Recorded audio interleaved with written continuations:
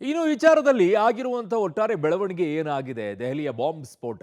ಇದರ ಮುಂಚಿತವಾಗಿ ಇವ್ರನ್ನೆಲ್ಲ ಹೇಗೆ ಪತ್ತೆ ಹಚ್ಚುವಂಥ ಕೆಲಸ ಆಯಿತು ಅಂತ ಇದೆ. ಅದರ ಭಯದಲ್ಲೇನೆ ಯಾವನೋ ಹೋಗ್ಬಿಟ್ಟು ಬಾಂಬ್ ಬ್ಲಾಸ್ಟ್ ಮಾಡ್ದ. ಅದರಲ್ಲಿರುವಂಥವನು ಒಬ್ಬನು. ಹಾಗಿದ್ದಾಗ ಈಗ ಸದ್ಯಕ್ಕೆ ಏನೆಲ್ಲ ಬೆಳವಣಿಗೆ ಆಯಿತು? ಡೆವಿಲ್ ಡಾಕ್ಟರ್ಸ್ಗಳ ಕಥೆ ಇಲ್ಲಿದೆ ನೋಡಿ. ದೆಹಲಿ ಕೆಂಪುಕೋಟೆ ಬಳಿ ಆತ್ಮಾಹುತಿ ದಾಳಿ. ಒಂದೇ ಕಡೆ ಅಲ್ಲ, ಮುಂಬೈ ಮಾದರಿ ದಾಳಿಗೆ ಸ್ಕೆಚ್. ಸರಣಿ ದಾಳಿಗೆ ಸಂಚು ರೂಪಿಸಿದ್ದ ಡಾಕ್ಟರ್ ರಕ್ಕಸರು.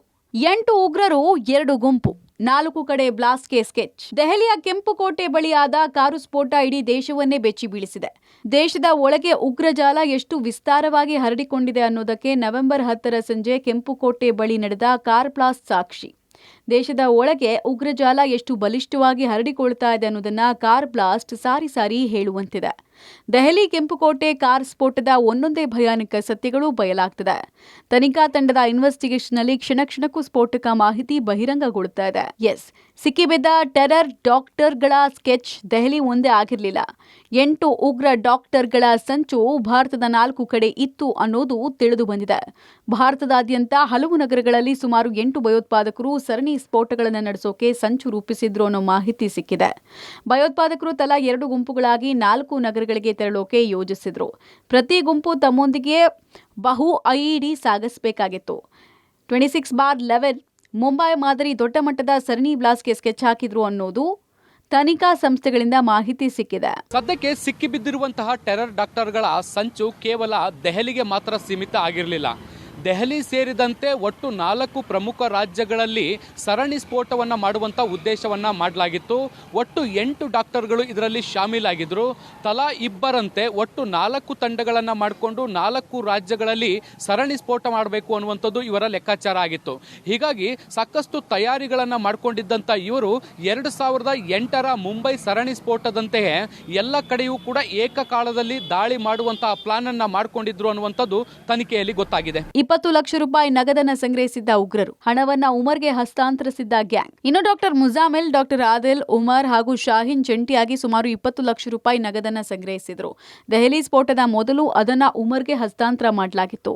ಗುರುಗ್ರಾಮ್, ನೂಹ್ ಮತ್ತು ಹತ್ತಿರದ ಪ್ರದೇಶಗಳಿಂದ ಐಇಡಿ ತಯಾರಿಕೆಗಾಗಿ ಉದ್ದೇಶಿಸಲಾದ 3 ಲಕ್ಷ ರೂಪಾಯಿ ಮೌಲ್ಯದ 20 ಕ್ವಿಂಟಾಲ್ಗೂ ಹೆಚ್ಚು ಎನ್ಪಿಕೆ ರಸಗೊಬ್ಬರವನ್ನ ಖರೀದಿಸಿದ್ರು ಅಂತ ತಿಳಿದು ಬಂದಿದೆ. ಡಿಸೆಂಬರ್ 6ರಂದು ದೆಹಲಿಯ 6 ಕಡೆ ಸರಣಿ ಸ್ಫೋಟಕ್ಕೆ ಸಂಚು. ದೊಡ್ಡ ಪ್ರಮಾಣದಲ್ಲಿ ಸ್ಫೋಟಕ ಸಂಗ್ರಹಿಸಿದ್ದ ಡೆವಿಲ್ ಡಾಕ್ಟರ್ಸ್.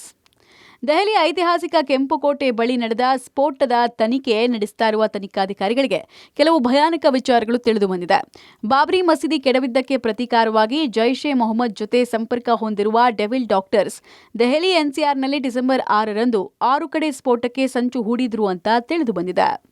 ದೊಡ್ಡ ಮಟ್ಟದಲ್ಲಿ ಸ್ಫೋಟಕ ಸಂಗ್ರಹಿಸಿದ್ದ ಟೆರರ್ ಡಾಕ್ಟರ್ ಕೆಂಪುಕೋಟೆ, India Gate, Constitution Club, Gaurishankar ದೇವಾಲಯಗಳು ಡಾಕ್ಟರ್ ಗ್ಯಾಂಗ್ನ ಗುರಿಯಾಗಿತ್ತು. ಅಲ್ಲದೆ ರೈಲ್ವೆ ನಿಲ್ದಾಣಗಳು ಮತ್ತು ಶಾಪಿಂಗ್ ಮಾಲ್ಗಳು ಟಾರ್ಗೆಟ್ ಮಾಡಿದ್ರು. ದೆಹಲಿಯ ಕೆಂಪುಕೋಟೆಯ ಬಳಿ ನಡೆದಂತಹ ಸ್ಫೋಟಕ್ಕೆ ಸಂಬಂಧಪಟ್ಟಂತೆ ತನಿಖೆ ನಡೆಸ್ತಾ ಇರುವಂತಹ ತನಿಖಾಧಿಕಾರಿಗಳಿಗೆ ಒಂದೊಂದೇ ಸ್ಫೋಟಕ ಮಾಹಿತಿಗಳು ಲಭ್ಯ ಆಗ್ತಾ ಇದ್ದಾವೆ. ಈ ಟೆರರ್ ಡಾಕ್ಟರ್ಸ್ ಡಿಸೆಂಬರ್ 6ನೇ ತಾರೀಕು ಬಾಬ್ರಿ ಮಸೀದಿ ಧ್ವಂಸ ಏನಾಗಿತ್ತು ಅದಕ್ಕೆ ಪ್ರತೀಕಾರವಾಗಿ ದೇಶದ 4 ರಾಜ್ಯಗಳಲ್ಲಿ ದೊಡ್ಡ ಮಟ್ಟದ ಬಾಂಬ್ ಸ್ಫೋಟವನ್ನ ಮಾಡುವಂತಹ ಸಂಚನ್ನ ರೂಪಿಸಿದ್ರು. ಇದಕ್ಕಾಗಿ ಬೇರೆ ಬೇರೆ ರಾಜ್ಯಗಳನ್ನು ಕೂಡ ಆಯ್ಕೆ ಮಾಡಿಕೊಂಡಿದ್ರು. ದೆಹಲಿಯಲ್ಲಿ ಇಂಡಿಯಾ ಗೇಟ್, ಕೆಂಪುಕೋಟೆ, ಕಾನ್ಸ್ಟಿಟ್ಯೂಷನ್ ಕ್ಲಬ್ ಸೇರಿದಂತೆ ಉತ್ತರ ಪ್ರದೇಶದ ವಾರಣಾಸಿ ಮತ್ತೆ ಅಯೋಧ್ಯೆ ಕೂಡ ಗುರಿಯಾಗಿಸಿಕೊಂಡಿದ್ರು. ಇನ್ನು ಇತರೆ ರಾಜ್ಯಗಳಲ್ಲಿ ದೊಡ್ಡ ದೊಡ್ಡ ಶಾಪಿಂಗ್ ಮಾಲ್ಗಳು ಮತ್ತೆ ಜನನಿಬಿಡ ಮಾರುಕಟ್ಟೆಗಳನ್ನು ಕೂಡ ಗುರಿಯಾಗಿಸಿಕೊಂಡು ದಾಳಿ ನಡೆಸುವಂತಹ ಸ್ಕೆಚ್ ಅನ್ನ ಕೂಡ ಹಾಕೊಂಡಿದ್ರು ಅನ್ನುವಂಥದ್ದು ಗೊತ್ತಾಗ್ತಾ ಇದೆ. ಆತ್ಮಾಹುತಿ ದಾಳಿ ಸಿಕ್ಕಿದೆ ಮತ್ತೊಂದು ಸಾಕ್ಷ್ಯ. ಉಗ್ರರ ಡೈರಿಯಲ್ಲಿ ಆಪರೇಷನ್ ಎಂಬ ಬರಹ, ಒಂದೊಂದು ಡೈರಿಯಲ್ಲಿ ಒಂದೊಂದು ಕೋಡ್ ವರ್ಡ್. ಈ ನಡುವೆ ಉಗ್ರರ ಭಯಾನಕ ಕೃತ್ಯ ಬಗೆದಷ್ಟು ಬಯಲಾಗ್ತಾ ಇದೆ. ಕೆಂಪುಕೋಟೆ ಆತ್ಮಾಹುತಿ ದಾಳಿಯ ಮತ್ತೊಂದು ಸಾಕ್ಷ್ಯ ಲಭ್ಯವಾಗಿದೆ. ಉಗ್ರ ಉಮರ್ ಮತ್ತು ಮುಜಾಮಿಲ್ಗೆ ಸೇರಿದ ಡೈರಿ ಪತ್ತೆಯಾಗಿದ್ದು ಅದರಲ್ಲಿ ಆಪರೇಷನ್ ಎಂಬ ಬರಹ ಇದೆ. ಒಟ್ಟು 3 ಡೈರಿ ವಶಕ್ಕೆ ಪಡೆದಿರುವ ತನಿಖಾ ತಂಡ 3 ಡೈರಿಯಲ್ಲಿ ಉಗ್ರರು ಕೋಡ್ ವರ್ಡ್ ಬಳಸಿದ್ದಾರೆ. ದೆಹಲಿ ಕಾರ್ ಸ್ಫೋಟದ ಮೇಲೆ ಟರ್ಕಿ ನೆರಳು. ಟರ್ಕಿಯ ಜೇಡದ ಜೊತೆ ಸಂಪರ್ಕದಲ್ಲಿದ್ದ ಟೆರರ್. ಉಕಾಜಾ ಕೋಡ್ ವರ್ಡ್ನಿಂದ ಹ್ಯಾಂಡ್ಲರ್ಸ್ ಸಂಪರ್ಕ. ದೆಹಲಿಯಲ್ಲಿ ಬಾಂಬ್ ಸ್ಫೋಟ ಪ್ರಕರಣಕ್ಕೆ ಹೊಸ ತಿರುವು ಸಿಕ್ಕಿದೆ. ಕೆಂಪುಕೋಟೆ ಆತ್ಮಾಹುತಿ ದಾಳಿಗೂ ಟರ್ಕಿ ಲಿಂಕು ಕನೆಕ್ಟ್ ಆಗಿದೆ. ದೆಹಲಿ ಕಾರು ಸ್ಫೋಟ ಪ್ರಕರಣದಲ್ಲಿ ಟರ್ಕಿಯ ಹ್ಯಾಂಡ್ಲರ್ಗಳ ನಂಟು ಇರಬಹುದು ಎಂಬ ಹೊಸ ಸುಳಿವುಗಳು ಸಿಕ್ಕಿದೆ. ಡಾಕ್ಟರ್ ಮುಜಾಮಿಲ್ ಶಕೀಲ್, ಡಾಕ್ಟರ್ ಉಮರ್ ಉನ್ ನಬಿ ಇಬ್ರು 2022ರಲ್ಲಿ ಅಂಕಾರಾಗೆ ಭೇಟಿ ಕೊಟ್ಟು ಅಲ್ಲಿ ಜೈಷ್ ಎ ಮೊಹಮ್ಮದ್ ಸಂಘಟನೆಯ ಹ್ಯಾಂಡ್ಲರ್ಗಳನ್ನ ಭೇಟಿಯಾಗಿರಬಹುದು ಅಂತ ತನಿಖೆಯಿಂದ ಪತ್ತೆಯಾಗಿದೆ. ಡಾಕ್ಟರ್ ಉಮರ್ ಉಕಾಸಾ ಎಂಬ ಕೋಡ್ವರ್ಡ್ ಹೆಸರಿನ ಟರ್ಕಿಯ ಹ್ಯಾಂಡ್ಲರ್ ಸಂಪರ್ಕ ಹೊಂದಿದ್ದ ಎನ್ನಲಾಗಿದೆ. ಹ್ಯಾಂಡ್ಲರ್ ತಮ್ಮ ಗುರುತನ್ನ ಮರೆ ಮಾಡೋದಕ್ಕೆ ಬಳಸುವಂತಹ ಕೋಡ್ ಆಗಿರಬಹುದು ಅಂತ ಅಂದಾಜಿಸಲಾಗಿದೆ. ಸೆಷನ್ ಆಪ್ ಎಂಬ ಎನ್ಕ್ರಿಪ್ಟೆಡ್ ಮೆಸೇಜಿಂಗ್ ಪ್ಲಾಟ್ಫಾರ್ಮ್ ಮೂಲಕ ಹ್ಯಾಂಡ್ಲರ್ನ ಜೊತೆಗೆ ಸಂವಹನ ನಡೆಸ್ತಾ ಇದ್ರು ಅಂತ ತಿಳಿದು ಬಂದಿದೆ. ದೆಹಲಿಯ ಕೆಂಪುಕೋಟೆ ಸ್ಫೋಟಕ್ಕೆ ಸಂಬಂಧಪಟ್ಟಂತೆ ಸದ್ಯಕ್ಕೆ ಸಿಕ್ಕಿಬಿದ್ದಿರುವಂತಹ ಎಲ್ಲಾ ಟೆರರಿಸ್ಟ್ಗಳಿಗೂ ಕೂಡ ಟರ್ಕಿಯ ನಂಟಿರುವಂತಹ ಸಾಧ್ಯತೆಗಳು ಬಹಳ ದಟ್ಟವಾಗಿ ಕಾಣಿಸ್ತಾ ಇದೆ. ಇದಕ್ಕೆ ಪೂರಕವಾಗಿ ಡಾಕ್ಟರ್ ಉಮರ್ ಮತ್ತೆ ಡಾಕ್ಟರ್ ಮುಜಾಯಿಲ್ ಏನಿದ್ರು ಇವರಿಬ್ರು ಕೂಡ 2022ರಲ್ಲಿ ಟರ್ಕಿಗೆ ಹೋಗಿ ಬಂದಿರುವಂತದ್ರ ಬಗ್ಗೆ ಕೂಡ ಈಗ ಮಾಹಿತಿಗಳು ಸಿಕ್ಕಿರುವಂತದ್ದು. ಟರ್ಕಿಯ ಅಂಕಾರಾಗೆ ಭೇಟಿ ನೀಡಿದಂತ ಇವರು ಕೆಲವು ವ್ಯಕ್ತಿಗಳನ್ನ ಭೇಟಿಯಾಗಿ ಗೌಪ್ಯ ಸಭೆಯನ್ನ ನಡೆಸಿರುವಂತ ಬಗ್ಗೆ ಕೂಡ ಈಗ ತನಿಖಾಧಿಕಾರಿಗಳು ಮಾಹಿತಿಯನ್ನ ಕಲೆ ಹಾಕಿದ್ದಾರೆ. ಇದರ ಜೊತೆಗೆ ಎನ್ಕ್ರಿಪ್ಟ್ ಆಗಿರುವಂತಹ ಮೆಸೇಜಿಂಗ್ ಆಪ್ ನ ಬಳಸಿ ಇವರು ಕಮ್ಯುನಿಕೇಶನ್ ಅನ್ನ ನಡೆಸ್ತಾ ಇದ್ರು ಅನ್ನುವಂಥದ್ದು ಕೂಡ ಈಗ ಸದ್ಯಕ್ಕೆ ಗೊತ್ತಾಗ್ತಾ ಇರುವಂತದ್ದು. ಅಲ್ಲಿ ಕೆಲವೊಂದಿಷ್ಟು ಕೋಡ್ ವರ್ಡ್ ಗಳಿರುವಂತಹ ವ್ಯಕ್ತಿಗಳನ್ನ ಕೂಡ ಭೇಟಿಯಾಗಿರೋದ್ರ ಬಗ್ಗೆ ಕೂಡ ಈಗ ತನಿಖೆಯಲ್ಲಿ ಗೊತ್ತಾಗ್ತಾ ಇದೆ. ಉಗ್ರರ ತಾಣವಾಗಿದ್ದ ಅಲ್ ಫಲಹ ವಿವಿ ಪಬ್ಲಿಕ್ ಟಿವಿಯಲ್ಲಿ ಸ್ಫೋಟದ ಎಕ್ಸ್ಕ್ಲೂಸಿವ್. ದೆಹಲಿ ಕೆಂಪುಕೋಟೆ ಬಳಿ ಆತ್ಮಾಹುತಿ ದಾಳಿ ಸಂಬಂಧ ಮತ್ತಷ್ಟು ಸ್ಫೋಟಕ ಸಂಗತಿಗಳು ಬಯಲಾಗಿದೆ. ಅಲ್ ಫಲಹ ವಿವಿ ಉಗ್ರರ ಅಡಗುತಾಣವಾಗಿತ್ತ ಅನ್ನೋ ಅನುಮಾನಕ್ಕೆ ಪಬ್ಲಿಕ್ ಟಿವಿಯಲ್ಲಿ ಎಕ್ಸ್ಕ್ಲೂಸಿವ್ ಡೀಟೇಲ್ ಸಿಕ್ಕಿದೆ. ಅಲ್ ಫಲಹ ವಿವಿಯಲ್ಲೇ ವಿಧ್ವಂಸಕ ಕೃತ್ಯಕ್ಕೆ ಬ್ಲೂ ಪ್ರಿಂಟ್ ರೆಡಿ ಮಾಡಲಾಗಿತ್ತು. ವಿವಿ ಕಟ್ಟಡ 17ರ ರೂಮ್ ನಂಬರ್ 13ರಲ್ಲಿ ಕೂತು ಉಮರ್ ಮತ್ತು ಗ್ಯಾಂಗ್ ಪ್ಲಾನ್ ಮಾಡಿತ್ತು. ಉಗ್ರ ವೈದ್ಯರನ್ನ ಸೇರಿಸಿ ಉಗ್ರ ಉಮರ್ ಸಭೆ ನಡೆಸ್ತಾ ಇದ್ದ. ಇದೇ ರೂಮ್ ನಂಬರ್ 13ರಲ್ಲೇ ಸ್ಫೋಟಕ ಸಂಗ್ರಹ ಮಾಡಿದ್ದ ಅನ್ನೋ ಶಂಕೆ ವ್ಯಕ್ತವಾಗಿದೆ. ದೆಹಲಿಯ ಕೆಂಪುಕೋಟೆಯ ಬಳಿ ಸಂಭವಿಸಿದಂತಹ ಕಾರ್ ಸ್ಫೋಟಕ್ಕೂ ಮತ್ತು ಹರಿಯಾಣದ ಫರೀದಾಬಾದ್ನಲ್ಲಿರುವಂತಹ ಅಲ್ ಫಲಹ ಯೂನಿವರ್ಸಿಟಿಗೆ ನೇರವಾದಂತಹ ಸಂಬಂಧ ಇದೆ ಅನ್ನುವಂಥದ್ದು ಈಗ ತನಿಖೆಯಲ್ಲಿ ಗೊತ್ತಾಗ್ತಾ ಇದೆ.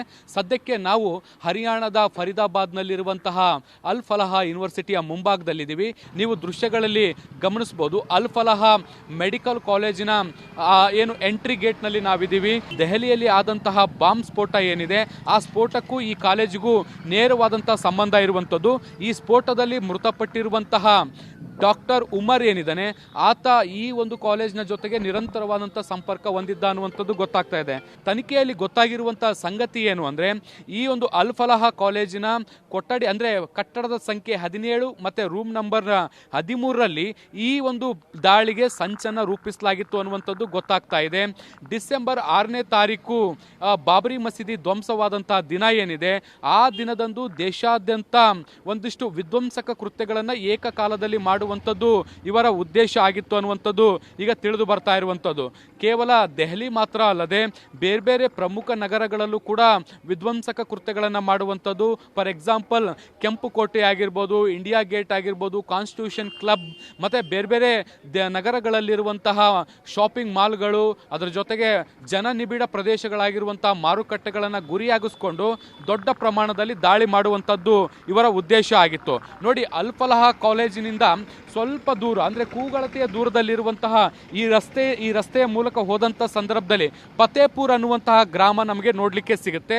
ಆ ಫತೇಪುರ್ ಗ್ರಾಮದಲ್ಲಿ ಒಂದು ಗೋದಾಮನ್ನ ಬಾಡಿಗೆಗೆ ಪಡೆದು ಅಲ್ಲಿ ಸರಿಸುಮಾರು 2900 kgಯಷ್ಟು ಅಮೋನಿಯಂ ನೈಟ್ರೇಟ್ ಅನ್ನ ಸಂಗ್ರಹಿಸಿಡುವಂತ ಕೆಲಸವನ್ನ ಮಾಡಲಾಗುತ್ತೆ. ಆ ಮೂಲಕ ಬಾಂಬ್ಗಳ ತಯಾರಿಕೆಗೆ ಬೇಕಾದಂತಹ ಕಚ್ಚಾ ವಸ್ತುಗಳನ್ನ ಸಂಗ್ರಹಿಸುವಂತ ಕೆಲಸಗಳು ಕೂಡ ಆಗಿರುತ್ತೆ. ಒಟ್ನಲ್ಲಿ ರಾಷ್ಟ್ರ ರಾಜಧಾನಿ ನವದೆಹಲಿಯ ಕೆಂಪುಕೋಟೆ ಬಳಿಕ ನಡೆದಂತಹ ಸ್ಫೋಟಕ ಪ್ರಕರಣದ ತನಿಖೆಯಲ್ಲಿ ಹಲವು ವಿಚಾರಗಳು ತಿಳಿದು ಬಂದಿದೆ. ತನಿಖೆ ತೀವ್ರಗೊಂಡಿದೆ. ತನಿಖೆಯಿಂದ ಉಗ್ರ ರಕ್ಕಸರು ರೂಪಿಸಿದ್ದ ಸ್ಫೋಟದ ಸಂಚುಗಳು ಒಂದೊಂದಾಗಿ ಬಹಿರಂಗಗೊಳ್ಳುತ್ತಿದೆ. News desk, Public TV.